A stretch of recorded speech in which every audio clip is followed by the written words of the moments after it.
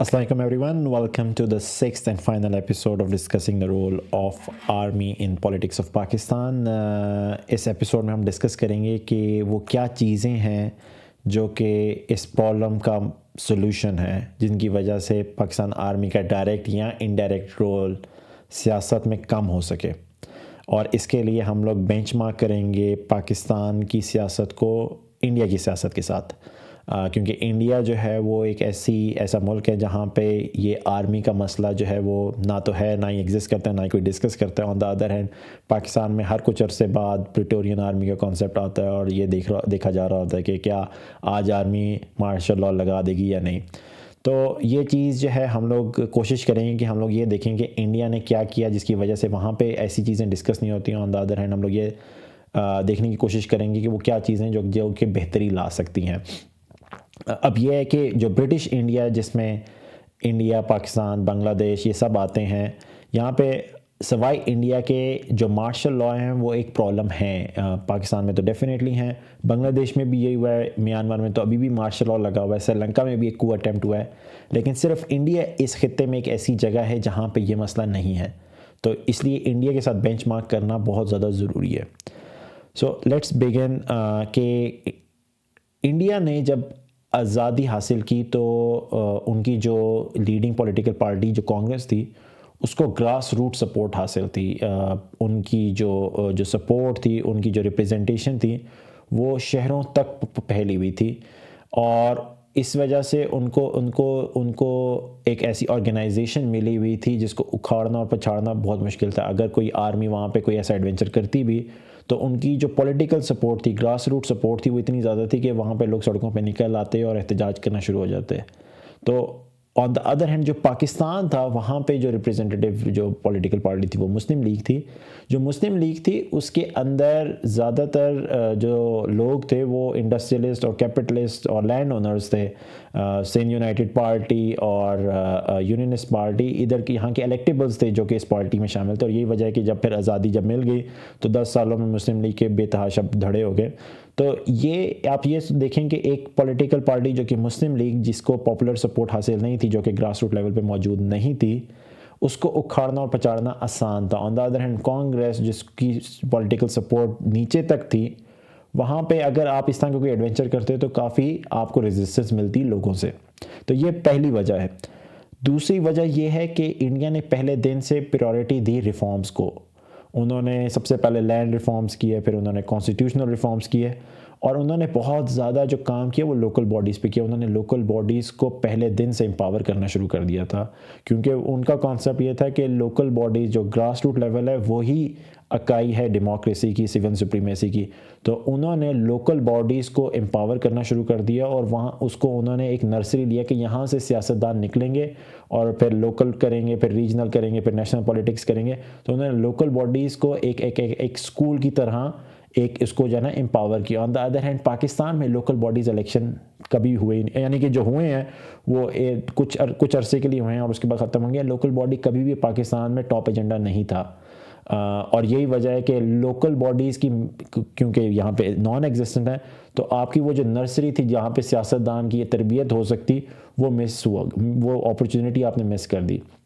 यहाँ पे ज़्यादातर सियासतदान जो है वो डायरेक्ट पैराशूट हुए हैं, वो नीचे से नहीं उठ के आए। यही वजह है कि वो आप जब इंडिया के सियासतदान को देखते हैं तो आपको नज़र आता है कि वो पॉलिटिकली काफ़ी और सियासी दाव पेश को बहुत अच्छे तरीके से जानते पहचानते होते हैं। On the other hand Pakistani सियासतदान जो हैं उनके अंदर इतनी समझ बूझ नहीं होती सियासत को आगे लेके। उनके अंदर जो डेमोक्रेटिक टेंडेंसीज़ होती हैं वो इंडिया से बहुत कम होती हैं। और यही हुआ कि वहाँ पे जब रिफॉर्म्स होना शुरू हुए तो मनमोहन सिंह 91 में जब इकोनॉमिक रिफॉर्म्स कर रहे थे तो उन्होंने जो लोकल बॉडीज़ थी उनको कॉन्स्टिट्यूशन का हिस्सा बना दिया, ताकि ये जो रीत चल रही है कि नीचे से आपने ऊपर लेकर आनी है लीडरशिप, वो चलती रही। On the other hand Pakistan में ऐसा कुछ भी नहीं हुआ। 18th अमेंडमेंट हुई है और 18th अमेंडमेंट के बाद आपने कभी भी ऐसा करने की कोशिश नहीं की कि आप लोकल लीडर्स को जो है ना आप आगे लेकर आते और लोकल बॉडीज़ इलेक्शन करवाते।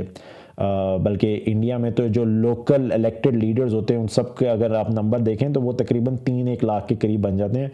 مجھے ایگزیکٹلی نمبر نہیں پتا، so don't put me on the sold for that, لیکن انڈیا میں جو الیکٹڈ ممبرز ہیں وہ اتنے زیادہ ہیں کہ اگر آپ ایسے سسٹم کو اکھاڑنا اور پچھاڑنا چاہیں تو وہ آسان نہیں ہے. آن دا ادر ہینڈ پاکستان میں کیونکہ لوکل باڈیز الیکشنز نہیں ہیں تو تقریباً آپ صوبائی اور نیشنل اسمبلی کی سیٹیں ملا لیں تو تقریباً 1000 بندہ بنتا ہے. تو آپ یہ 1000 بندے کو ایک شادی ہال میں بھی، بڑے شادی ہال میں بھی ایڈجسٹ کر دیں تو آپ 1000 لوگوں کو سسٹم سے باہر نکال دیں، سسٹم آپ ہائی جیک کر سکتے ہیں. آن دا ادر ہینڈ انڈیا میں یہ کام کرنا آسان نہیں ہے کیونکہ وہاں پہ لوکل باڈیز اور ان سب کے الیکٹڈ ممبرز اتنے زیادہ ہیں کہ آپ ایک صوبے یا ایک جگہ یا ایک شہر میں تو یہ کام کر سکتے ہیں، لیکن پوری کنٹری ایک تو اتنی بڑی ہے، دوسرے نمبر پہ اتنے زیادہ الیکٹڈ ممبرز کو آپ جو ہے نا وہ ہائی جیک کرنا یا انہیں توڑنا مروڑنا آسان نہیں ہے. تو یہ دوسری وجہ. تیسرے نمبر پہ تھی کہ انڈیا نے پہلے دن سے جو ڈیفنس منسٹری تھی وہ سویلین کنٹرول میں رکھی. آن دا ادر ہینڈ پاکستان میں جو ڈیفنس منسٹری وہ پہلے دن سے ہی آرمی کے کنٹرول میں چلی گئی تھی. میں نے پہلے ایپیسوڈ میں یہ چیز ڈسکس کی ہوئی ہے کہ جو 3 منسٹری جو کہ آرمی بار بار جس کی وجہ سے مسائل کھڑے ہوتے ہیں ان میں ایک ڈیفنس منسٹری بھی ہے. تو انڈیا نے پہلے دن سے ڈیفنس منسٹری میں جو منسٹر لگایا وہ وی کے مینن تھے جو کہ ایک سویلین تھے. On the other hand Pakistan نے جو ڈیفنس منسٹر لگایا وہ اسکندر مرزا تھے جو کہ ریٹائرڈ آرمی کے تھے اور اس کے بعد پھر بیوروکریٹ بنے اور پھر بعد میں پریزیڈنٹ بھی بنے اور پہلا مارشل لاء بھی انہوں نے ہی لگایا. تو اب کیا ہوا کہ جو ڈیفنس منسٹری تھی وہ پہلے دن سے انڈیا میں سویلین کنٹرول کے میں رہی اور پاکستان میں پہلے دن سے آرمی کنٹرول میں رہی. تو یہی چیز آپ نے جو سگنلنگ کرنی تھی کہ آرمی جو ہے وہ کس کو رپورٹ کرتی ہے، آپ نے پہلے دن سے آرمی کو بتا دی کہ وہ آرمی کو ہی رپورٹ کرتی ہے. آن دا ادر ہینڈ انڈیا نے پہلے دن سے یہ سگنلنگ کرنا شروع کر دی کہ آرمی جو ہے وہ سویلینز کو رپورٹ کرتی ہے. بعد میں ان کی یہ جو اسٹریٹجی تھی وہ بیک فائر بھی گئی. جب وہ انڈیا چائنا کی جب جنگ ہوئی تھی تو انہوں نے ایسے کام کیے تھے ڈیفنس منسٹری میں جس کی وجہ سے انڈیا کو جو ہے وہ چائنا سے ہارنا پڑا. لیکن ایٹ لیسٹ یہ اگر دیکھا جائے ہائنڈ سائٹ میں کہ اس جنگ کا انہیں شاید اتنا نقصان نہ ہوا ہو جتنا پاکستان کو یہ آرمی کی بار بار کنٹینیوس انوالومنٹ سے پاکستان کو نقصان ہوا ہے. تو یہ چیز جو ہے وہ دیکھنے والی ہے. چوتھے نمبر پہ نہرو نے جو کام ڈفرینٹ کیا وہ یہ تھا کہ انہوں نے جو آرمی چیف کی جو ریزیڈنس تھی جس کو 3 مورتی ہاؤس یا 3 مورتی ہاؤس کہتے ہیں وہ پہلے دن سے انہوں نے جا کے کنٹرول کر لی اور آرمی چیف کو وہاں سے باہر بھیج دیا اور خود پرائم منسٹر ہاؤس اس کو پرائم منسٹر ہاؤس بنا دیا. تو انہوں نے یہ جو سگنل تھا وہ یہ دیا کہ آج کے بعد سے جو آرمی چیف ہے وہ نہیں بلکہ میں پاور کا ممبر ہوں. اور یہ ویسے یہ اس کا آپ یہ کہیں گے جی گھر چینج کرنے سے کوئی فرق نہیں پڑتا، اس کے جو سمبولک ویلیو وہ بہت زیادہ ہے. آپ اس طرح یہ دیکھیں کہ آج پاکستان کا پرائم منسٹر جو ہے وہ GHQ میں آرمی چیف کو ہٹا دے اور کہے کہ یہ وہ پورا حصہ راول پنڈی کا جو ہے وہ سویلین کنٹرول میں اور میں GHQ میں آرمی چیف کے گھر میں وہ میری ریزیڈنس ہوگی، PM ہاؤس نہیں ہوگی. تو یہ ایک بہت بڑا اس کی جو ہے نا سمبولک ویلیو ہوتی ہے جو کہ پاکستان نے نہیں کی 1947 میں اور انڈیا نے اسی وقت ہی کر دی تھی لوگوں کو بتانے کے لیے کہ کہاں پہ پاور ریزائڈ کرتی ہے. It is not power is power, it is people are power. 5ویں نمبر پہ انڈیا نے جو جو کہ ان کی پریمیئر انٹیلیجنس ایجنسی ہے اس میں انہوں نے سویلین رکھے تھے اور ان کی کافی ہیڈز ہیں وہ سویلین ہی رہے. آن دا ادر ہینڈ پاکستان میں ISI جو چیف ہوتے ہیں وہ 1 یا 2 کو چھوڑ کے ہمیشہ سرونگ جرنلز ہوتے ہیں یا پہلے بریگیڈیئر ہوتے تھے اب جرنلز ہوتے ہیں. تو ISI کے اندر ہی پولیٹیکل ونگ ہے جو کہ پھر بعد میں ساری جو ہے نا سیاست میں اکاڑ پچھاڑ کرتا ہے. تو یہ اگین ایک ایسی چیز ہے جو کہ انڈیا نے پہلے دن سے کہ انٹیلیجنس جو ہے وہ سویلین کنٹرول میں رہے. آن دا ادر ہینڈ وہاں پہ جو انٹیلیجنس ہے وہ آرمی کے اندر ہی کنٹرول ہوتی رہی. تو یہ چیز جو ہے یہ اس نے بعد میں کافی فرق بھی ڈالا. آپ جب بھی کوئی وہ پاکستان میں جب بھی کو ہوا ہے یا کوئی بھی ڈائریکٹ یا انڈائریکٹ انوالومنٹ ہوئی آرمی کی آپ کو پتہ چلے گا کہ اس کے پیچھے ISI کا جو پولیٹیکل ونگ ہے اس کے ہاتھ ہوتے ہیں. تو یہ 5 وجوہات تھیں جو کہ انڈیا نے پہلے دن سے ہی ٹھیک کرنے کی کوشش کی اور ہم لوگوں نے ان پہ کام اور اس پہ توجہ نہیں دی. اب یہاں پہ سوال یہ بنتا ہے کہ یہ وہ کام تھے وہ جو انڈیا نے کر لیے، اب ہم لوگ کیا کر سکتے ہیں؟ ہم لوگوں نے تو وی لاس دیٹ اپرچونیٹی. تو یہ بات تو صحیح ہے کہ وی ہیو مس دا بس آف چینج ان 1947. ہمارے پاس ایک بہت بڑا موقع تھا کہ ہم لوگ ایک ریولوشن لے آتے کہ یہ چیزیں جو ہے وہ پہلے دن سے ہی ہم لوگ جو ہے سیٹ کر دیتے کہ برٹش انڈیا میں جو فوج کا کردار تھا وہ نہیں ہوگا. اب جو حکومت ہے جو سویلین حکومت ہے وہ جو ہے وہ چیزیں آگے لے کے چلے گی. لیکن we have miss that opportunity. ہمارے پاس خیر دوسری اپرچونیٹی 1971 میں آئی بھی تھی جہاں پہ آرمی کا مورال کافی ڈاؤن تھا اور سویلین ذوالفقار علی بھٹو جو ہیں وہ چیزوں کو کافی کنٹرول کر رہے تھے. انہوں نے پھر آرمی کے اندر کافی جرنیلوں کو لیفٹ رائٹ بھی کیا تھا اور اس کے بعد اپنی مرضی کے بندے بھی لگائے تھے. لیکن پھر اسی چیزوں میں انہی کی سیاست ان کی کیا کہتے ہیں نا شیلو تھنکنگ کی وجہ سے انہوں نے پھر ضیاء الحق کو لگا دیا اور یہ سوچ کے لگایا کہ جی یہ میرا لائل رہے گا اور اس لائلٹی کی بنا پر میں اپنے پولیٹیکل اوپوننٹس کو شاید چپ کروا دوں گا. تو وہ ان کی وہ نادانی تھی جو کہ پھر انہی کے آڑے ہاتھوں آ گئی. اور پھر بعد میں ضیاء الحق نے جو کہ ذوالفقار علی بھٹو کے جو کچھ بھی کیا وہ ہم سب کو پتہ ہے. لیکن خیر یہاں پہ ایک چیز یہ بھی ہے کہ یہ اس پورے ایپیسوڈ کو 1970s کے بٹوین ضیاء الحق اور ذوالفقار علی بھٹو کو صرف اس وجہ سے نہیں کہہ سکتے کہ ذوالفقار علی بھٹو ایمبیشیس تھے اور انہوں نے ضیاء الحق کی اپوائنٹمنٹ جو اسی وجہ سے کی تھی. اس میں بہت بڑا جیو پولیٹیکل رول بھی تھا کہ ذوالفقار علی بھٹو کی سوشلسٹ ٹینڈنسیز تھیں, وہ رشیا کے ساتھ تعلقات بہتر کر رہے تھے. On the other hand cold war چل رہی تھی اور پاکستان جو ہے وہ فرنٹ لائن اسٹیٹ بننے والا تھا وہ افغانستان میں. تو ایک ایسا کام کرنا ضروری تھا. خیر آج تک ہمیں پتہ نہیں ایگزیکٹلی کہ کیا امریکہ واقعی ہی ضیاء الحق کو ایڈ کر رہا تھا یا نہیں کر رہا تھا. سارے سرکمسٹانشل ایویڈنس تو ہمیں یہی بتاتے ہیں کہ ایگزیکٹلی یہی ہوا. خیر یہ ایک غلطی ہمیں تسلیم کرنی پڑے گی کہ ذوالفقار علی بھٹو جو ہیں دو ہی واز ویری کرسمیٹک, انہوں نے کانسٹیٹیوشن دیا, لیکن ان کی یہ جو غلطی تھی کہ انہوں نے پولیٹیکل مینیورنگ کو کرنے کے لیے ضیاء الحق کو پروموٹ کیا. تو وہ اس سے جو چیزیں ہم لوگوں نے 1947 میں مس کر دی تھیں 1971 میں وہ کر سکتے تھے انہوں نے نہیں کی اور پھر دوبارہ آرمی کا مسئلہ شروع ہو گیا. تو اب یہ کیونکہ یہ اپرچونٹی مس ہو چکی ہیں ہمارے سے دونوں, اب ہم لوگ ریولیوشن ہی لے کر آ سکتے ہیں, ہم ایوالو ہو سکتے ہیں, ہم آہستہ آہستہ سویلین سپریمیسی اور سویلین کنٹرول آہستہ آہستہ ہم لوگ اپنے پاس لے سکتے ہیں. 2008 کے بعد سے ایک چیز جو ہے آہستہ آہستہ سویلینز نے اپنے پاس لانا شروع کر دی تھی, لیکن اب وہ ٹوٹلی جو ہے وہ دوسری طرف چلے گی اور دوبارہ جو ہے وہ آرمی کا پلڑا بھاری ہو چکا ہے, اسپیسیفکلی یہ جو پچھلے 2 سالوں سے جو پاکستان میں چل رہا ہے. تو اب میرا کیا خیال ہے کہ وہ کیا چیز ہیں جو کہ ہم لوگ کر سکتے ہیں جس کی بنا پر پاکستان آرمی کا جو رول ہے وہ سیاست میں کم ہو گیا. اس کے لیے سب سے پہلے تو ضروری ہے کہ ہم لوگ جو پاکستان آرمی میں جتنے بھی آفیسرز ہیں ان کی جو آن فیلڈ پرفارمنسز ہیں ان کے ریکارڈز کو پبلک کرنا شروع کر دیں. جب میں بول رہا ہوں پبلک, اس کا مطلب نیسسرلی یہ نہیں ہے کہ آپ آن لائن کر دیں. آج جو پبلک ریپریزنٹیوز ہیں ان کے ساتھ شیئر کرنا شروع کر دیں, اسپیسیفکلی یہ جو کرنل سے نیچے میجر وغیرہ کیپٹن وغیرہ ہوتے ہیں, تاکہ پتہ چلے کہ جو ان کی پروموشن ہو رہی ہے وہ ایک میرٹ پہ ہو رہی ہے اور پک اینڈ چوز نہیں ہو رہا, کسی بندے کو انڈیو اٹینشن نہیں مل رہی. اور پھر آہستہ آہستہ آپ جو ہیں وہ بریگیڈیئر اور میجر جنرل تک بھی یہ کام کر سکتے ہیں. تو کیا ہوگا کہ اس سے آپ کو یہ پتہ لگ جائے گا کہ جو ادارہ جو کہ میرٹ بیسڈ ہونا چاہیے اس پہ پھر میرٹ جو ہے وہ ٹرولی صرف فالو نہیں ہو رہا بلکہ دکھایا بھی جا رہا ہے. اور آپ شروع میں, کیونکہ میں بلیو کرتا ہوں کہ یہ جو چینج ہے وہ آہستہ آہستہ آتا ہے, تو اس کے لیے سب سے پہلے آپ جو جونیئر رینکس یا مڈل مینجمنٹ جو ہوتی ہے اس کی جو پرفارمنسز ہیں آن فیلڈ پرفارمنسز ان کو پبلک کرنا شروع کریں اور آہستہ آہستہ اوپر لے کے جانا چاہیں. کچھ چیزیں ایسی ہوں گی جو کہ پبلک نہیں کی جا سکتی, جس طرح کے انٹیلیجنس آپریشنز ہوتے ہیں تو وہ بے شک ہائڈ کی جائیں, لیکن باقی جو چیزیں ہیں وہ آہستہ آہستہ جو کہ سویلین کنٹرول ہے ان کو آہستہ آہستہ دیکھی جائے. اور یہ آرمی انیشلی تو ڈیفینیٹلی اگر کوئی سویلین پرپوز بھی کرے گا تو آرمی کبھی نہیں مانے گی. تو اس کو اس طرح کہا جا سکتا ہے کہ ہم ان کی اچیومنٹس جو ہیں وہ ہائی لائٹ کرنا چاہتے ہیں, تو وہ ڈیفینیٹلی آپ ایسے لوگوں کو پلیٹ فارم دیں گے, آپ اپنی اچیومنٹس ہائی لائٹ کرنا چاہتے ہیں.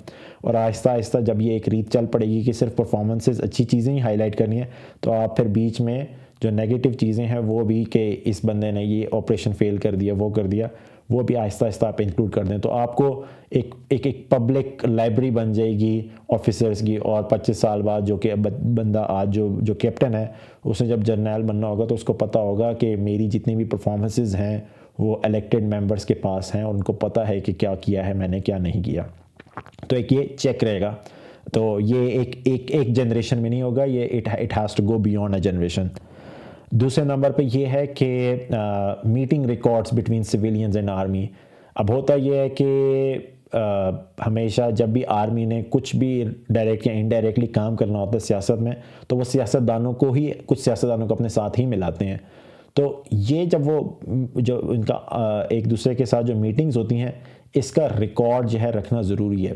اب آبویسلی کوئی بھی بندہ یہ تھوڑی بولے گا کہ آج میں کسی جرنیل سے مل کے رہا ہوں یا میں انٹیلیجنس آفیسر سے ISI والے سے مل کے رہا ہوں. اس کے لیے یہ ہے کہ آپ ایسے سیاستدان جو کہ والنٹیریلی یہ انفارمیشن دیں ان کو آپ ہائی لائٹ کرنا شروع کر دیں کہ ایسے سیاستدان جو کہ سویلین سپریمیسی میں واقعی بلیو رکھتے ہیں وہ خود ہی والنٹیریلی انفارمیشن دینا شروع کر دیں کہ آج میں یہاں سے ملا تھا. It does not have to be very organized initially.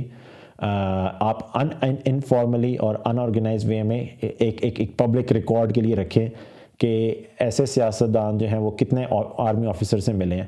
اور آہستہ آہستہ کیا ہوگا کہ آپ ان سیاستدانوں کو جو کہ یہ کر رہے ہیں آپ انہیں سمجھنا شروع کر دیں کہ وہ ایک اچھا کام کر رہے ہیں اور آپ ان کی جو ہے نا ان کی PR ان کی اپریسیشن کرنا شروع کر دیں. تو کیا ہوگا کہ آہستہ آہستہ ان لوگوں کو پروموشن ملتی جائے گی اور یہ ایک ایسی چیز ہے جو کہ پھر باقی سیاستدان آہستہ آہستہ آہستہ کرنا شروع ہو جائیں گے. آبویسلی سب سیاستدان اپنی جو ہڈن میٹنگز ہیں وہ کبھی بھی نہیں بتائیں گے لیکن ایک ایسی ریت چل جائے گی جس سے لوگوں کے اوپر پریشر ہوگا اور کل کو وہ کہیں گے کہ ہم لوگوں نے ایک ایسی میٹنگ کی تھی اور ہم نے نہیں بتایا تو وہ لوگ سب سے پہلے بولیں گے آپ نے کیوں نہیں بتایا, تو ان کی کریڈیبلٹی لوز ہو جائے گی. تو ایسے ریکارڈز رکھنا جس سے آرمی کا پتہ لگے, سیاستدانوں کا پتہ چلے, یہ کریڈیبلٹی بلڈ بھی کرے گا ان لوگوں کی. تو یہ دوسری چیز ہے. تیسرے نمبر پہ یہ ہے جو کہ انڈیا نے بھی کی, جو کہ ہمیں بھی کرنے کی ضرورت ہے, وہ ہے جو پیراملٹری گروپس ہیں پاکستان میں ان کے جو ہیڈ ہیں, ان کے جو سربراہ ہیں وہ سویلینز لگائے جائیں. مثلاً اینٹی نارکوٹکس فورس ہے, ایئرپورٹ سیکیورٹی ہے, اس کے علاوہ رینجرز ہیں.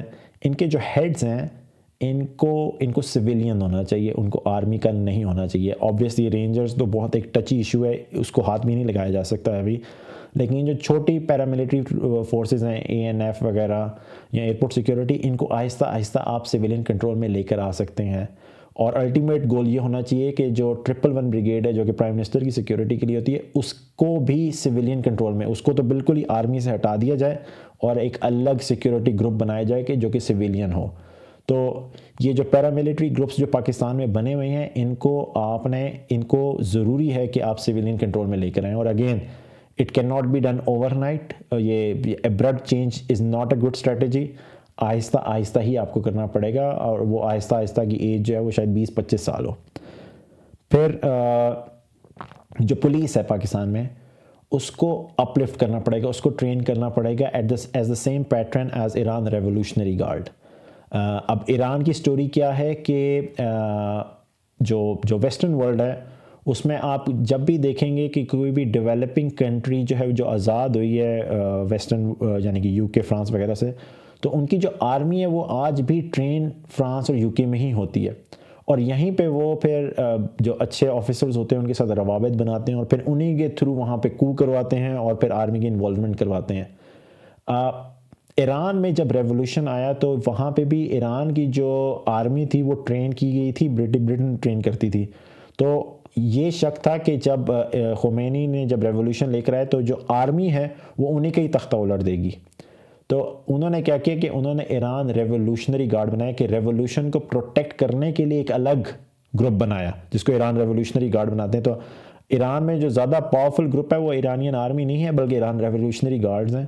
اور وہ لوگ جو ہیں ان کا کام انیشلی ایران کی ریولوشن کو پروٹیکٹ کرنا تھا. انہوں نے جو خمینی جو کہ سربراہ بن گئے تھے ان کی حفاظت کرنا اور یہ کہ وہ ان کا تختہ نہ الٹ جائے.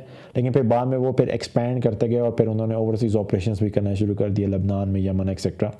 تو پاکستان میں بھی جو پولیس ہے اس کو آپ نے انٹرنل سیکیورٹی کے لیے اپ لفٹ کرنا ہے. ان کو آپ آہستہ آہستہ ٹرین کرنا شروع کر دیں, اپ لفٹ کرنا شروع کر دیں یہاں تک کہ وہ اس پوزیشن میں آ جائیں کہ جو انٹرنل سیکیورٹی ہے وہ ٹوٹلی پولیس کے پاس رہے, نہ کہ آرمی کے پاس. جو انٹرنل جو سڑکوں پہ آپ کو آرمی کے ٹرک یا آرمی کی گاڑیاں نظر آ رہی ہوتی ہیں یہ آپ کو نظر نہیں آنی چاہیے, یہاں پہ پولیس ہو. تو جب بھی کوئی ٹیررسٹ اٹیک وغیرہ یا کوئی بھی آپریشن کرنا ہے اس کو کرنے کے لیے پولیس ضروری ہے. اب کوئی بندہ یہ بولے کہ جی آرمی یہ کرنے نہیں دے گی اور پولیس جو ہے, اس کے لیے ضروری ہے کہ پاکستان میں ایک ایسا صوبہ دیکھا جائے جہاں پہ یہ انیشلی کیا جا سکتا ہے. میرے خیال میں پنجاب ایک ایسا صوبہ ہے جہاں پہ یہ کام کرنا ریلیٹیولی آسان ہے, کہ وہاں پہ ایک پولیس ایک ایسا یونٹ بنایا جائے ود ان پولیس, جو کہ جس کو آپ ایلیٹ ٹریننگ دیں اور پھر وہ آہستہ آہستہ بڑھتا جائے اور باقی صوبوں میں بھی آپ آگے لے جائیں. اور کیونکہ اگر آپ یہ کہتے ہیں کہ پہلے دن سے ہم نے بلوچستان میں کرنا ہے, تو آرمی تو کبھی بھی نہیں مانے گی. تو it has to be a very tactical way of handling things rather than going it abruptly کہ جی میں آج ہی جو ہے وہ ٹوٹی چلا دوں اور سیل سٹارٹ کروں اور آرمی جو ہے وہ میری بات مان جائے گی. ایسا ہوگا نہیں. پھر اس کے علاوہ کانسٹیٹیوشنل چینج, آپ کو یہ آرمی کی جو چیف کی جو ریکوائرمنٹ ہے وہ کانسٹیٹیوشن میں ڈالنی پڑے گی, کیونکہ دیکھیں پرائم منسٹر کی بھی جو لمٹ ہے 5 سال کی وہ کانسٹیٹیوشن میں ہے. چیف جسٹس کی بھی جو لمٹ ہے, جو ایج ہے وہ 65 ایئر, وہ بھی کانسٹیٹیوشن میں ہے. تو یہ کیوں ہے کہ جی چیف آف آرمی اسٹاف کی جو لمٹ ہے وہ کیوں نہیں ہے, وہ کیوں نہیں لکھی ہوئی. ابھی مجھے پتہ ہے کہ وہ کچھ چینجز آئیں کہ جی اس عمر میں ان کو ریٹائر کرنا ہے. تو میرے خیال میں اس کو عمر کی ہٹا کے, کیونکہ جو ابھی جو چینج امینڈمنٹ آئی ہے وہ پروموٹ کرے گی کہ ان کی ایکسٹینشن ایک دفعہ ہو, یعنی کہ 3 سال کی ہے کہ 3 سال ایک ٹینیور اور پھر 3 سال کا مزید ٹینیور, تو وہ 6 سال کے لیے آپ نے افیکٹولی مہر لگا دی ہے کہ ہر آرمی چیف رہے گا. اس میں اگین جو سیاستدان ہیں وہ ان سب کا شکریہ across the board, by the way سب سیاستدانوں کو شکریہ کرنے کی ضرورت ہے کہ اس میں P M L N, P T I, Peoples Party سب نے کھڑے ہو کے ووٹ دیے کہ جی ان کی جو عمر ہے وہ میرے خیال میں 62 ہے, 62 ایئرز وہ کر دینی چاہیے. تو اب افیکٹولی آپ نے 6 سال کی مہر نصب کر دی ہے, ہر آرمی چیف اب رہ سکتا ہے. تو میرے خیال میں یہ آپ کو سیاستدانوں کو کانسٹیٹیوشنل چینج واپس سب سے پہلے تو یہ جو امینڈمنٹ کی تھی میرے خیال میں 2019 میں کی تھی, وہ چینج کرنے کی ضرورت ہے. اور پھر دوسرے نمبر پہ اس کو کانسٹیٹیوشنل لمٹ بتا دیں کہ جی 3 سال سے زیادہ آپ نہیں کر سکتے, تاکہ ایک یہ جو سیاست ہو رہی ہوتی ہے اور ہر 3 سال بعد ایک ڈرامہ چلتا ہے پاکستان میں, اس کے اوپر لمٹ لگائی جا سکے. اگین یہ کرنا آسان نہیں ہے, آپ کو ایک بہت زیادہ پولیٹیکل پاور چاہیے, 2/3 میجورٹی چاہیے یہ کرنے کے لیے. لیکن یہ سیاستدانوں کو کرنا پڑے گا اگر وہ واقعی ہی سیریس ہیں. پھر اس کے علاوہ جو آرمی چیف کا جو کانسیپٹ ہے وہ چینج کرنے کی ضرورت ہے. اس کو فرسٹ امنگ ایکولز کرنے کی ضرورت ہے, نہ کہ he is a sort of a head. جیسے انڈیا میں بھی جو جنرل جو آرمی چیف ہوتا ہے وہ ہوتا ہے کہ وہ آرمی چیف تو ہے but he is first Umang equals. جس طرح چیف جسٹس آف پاکستان ہے, وہ چیف جسٹس تو ہیں لیکن وہ یہ نہیں ہے کہ وہ باقی ججز سے کے اوپر ہیں. وہ اس کو کہتے ہیں, وہ کانسیپٹ ہوتا ہے فرسٹ امنگ دا ایکولز کہ جی جتنے بھی سب لوگ برابر ہیں, اور اس میں اگر میں گنتی کر رہا ہوں تو پہلی گنتی میں چیف جسٹس کی کروں گا. تو اسی طرح پاکستان میں بھی یہ کانسیپٹ انٹروڈیوس کروانے کی ضرورت ہے کہ جو آرمی چیف ہوگا وہ فرسٹ امنگ ایکولز ہوگا, سارے جرنیل برابر ہوں گے, اور جو آرمی چیف ہوگا اس کی گنتی پہلے ہوگی. تو یہ چیز اگین ایک ایسی چیز ہے جو کہ انڈیا نے کی ہوئی ہے, ہمیں بھی کرنے کی ضرورت ہے.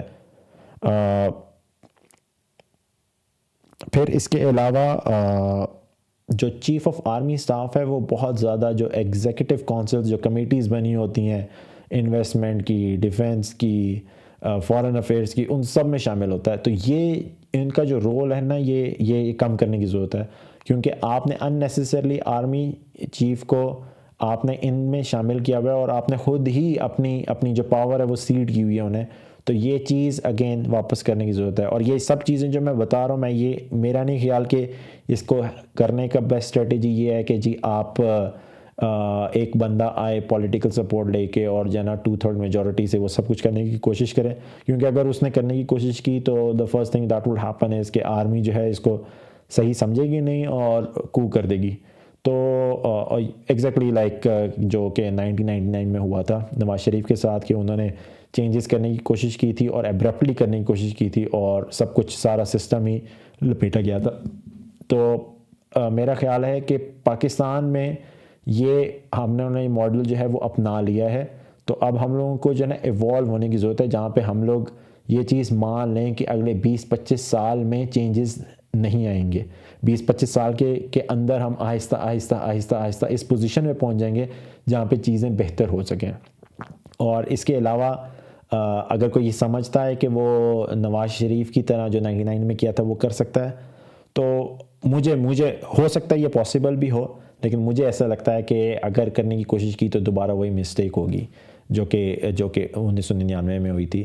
تو خیر یہ میرے ٹوٹل سجیشنز ہیں. اس کے علاوہ بھی بہت زیادہ چیزیں ہیں جو کہ کی جا سکتی ہیں. میرے ذہن میں ابھی تک یہی ہیں. اگر آپ لوگوں کو اسپیسیفکلی کوئی چیز لگتی ہے تو پلیز کامنٹ آن دیٹ. اور اس کے ساتھ میں یہ سیریز ختم کر رہا ہوں. آئی ہوپ کہ you liked it. You may not agree with all the things I have said, اور میں انسان ہوں, غلطی کر سکتا ہوں. تو میری یہ کوشش تھی کہ میں with full intention with good faith یہ سب چیزیں بتا سکوں. اگر کسی آرمی پرسنل جو کہ یہ دیکھ رہا ہے, اگر اس کو لگتا ہے کہ میں I was too harsh, then I apologise. But to be honest I really feel کہ پاکستان کے پرابلمس کا حل ہم لوگوں نے آرمی کے پاس نہیں ہے.